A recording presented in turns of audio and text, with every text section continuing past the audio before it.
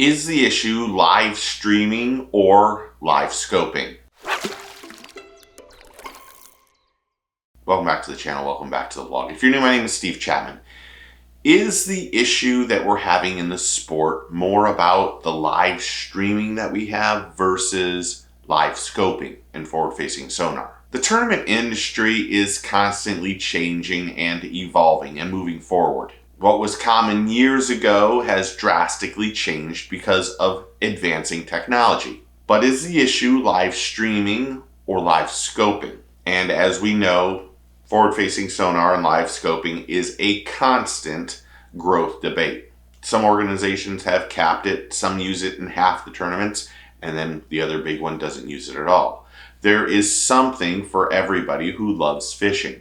As a casual fan, as a diehard, and even as anglers, there's always some place to go. But is there too much live streaming happening? Most tournament organizations want to protect their integrity and ensure they're perceived as fair and honoring angling skills. But as the tech gets cheaper, more accessible, and more anglers adapt, it should decrease the technology gap.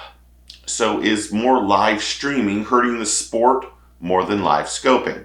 Are we growing the sport with all of the live streaming that's now available? Now we have to be honest, when we don't get live streaming for a tournament, we get mad. We don't have day one, we're upset. We don't have any days other than the weigh-in, we're upset. We want the information as diehards, but is that information coming back to us so much that the casual fan now thinks that the major tournaments just don't have the prestige that they used to?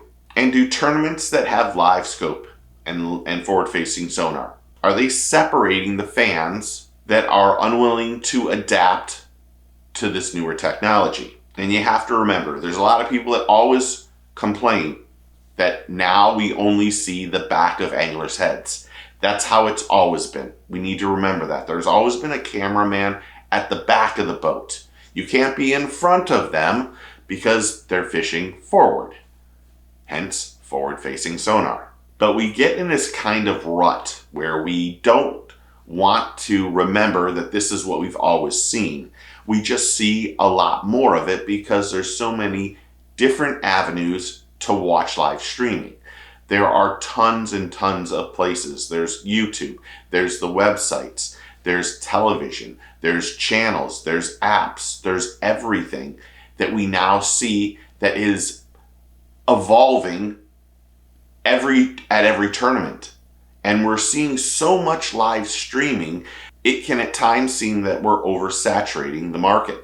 Is there too much saturation in the market? Have we flooded it and now have put out too much of it, and the casual fan is discouraged because either it's very slow or the commentator stinks or there's the gray screen of death? Because with so much streaming, some anglers and some people feel like this is a big one is diminished.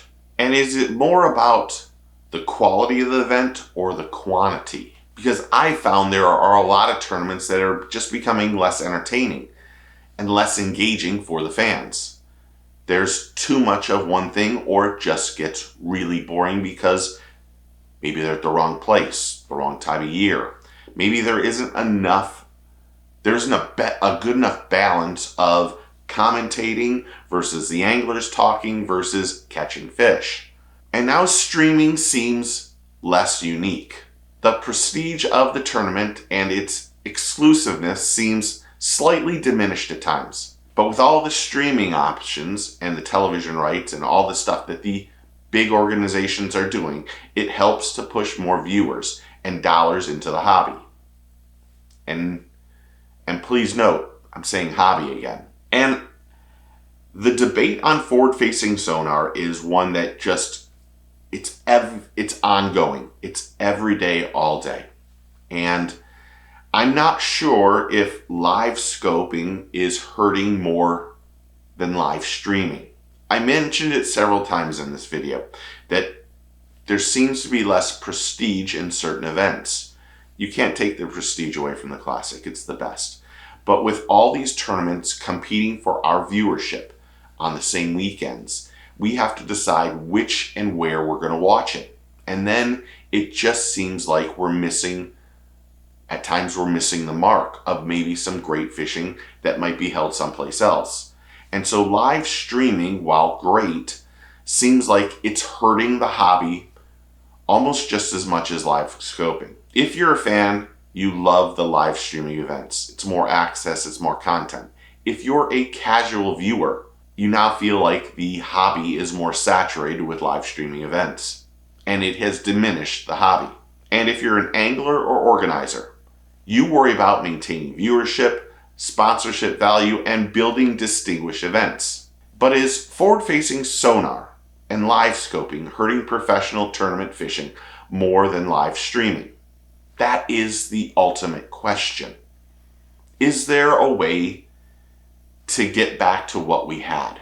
And there will be more tournaments every year from here on out. The industry, the fans want it. There's more people that want to become a professional angler than ever. However, the sponsorships aren't there to back up all of the stuff that's needed to make all those people professional and make them profitable. And I can tell you just from the small sample size of stuff that I know personally, sponsorships are tough. If you're not doing something unique and you're not doing YouTube and Instagram and TikTok and all those things, some of the things that I don't even do, and not have the following that you need, it's going to be a tough life. And you still have to catch fish. You still have to know the technology. You still have to be on camera to build your brand. But how much or which one hurts us more? Live streaming or live scoping? Comment below and tell me what you think. Thanks to all the new subscribers and members and everyone who's interactive on the channel. I really do appreciate it. It's been a long couple days. I've pumped out a bunch of videos recently. Some are going back, but working in the middle of the night isn't always the most fun. But I can't say thank you enough all the people who support the channel, are interactive on the channel, and even the people that go to Tackle Warehouse and use the Tackle Warehouse affiliation. I really do appreciate it. All the little things help. It is kind of a nightmare doing YouTube. You don't get paid enough for the amount of time that you work, but I do still love it at times.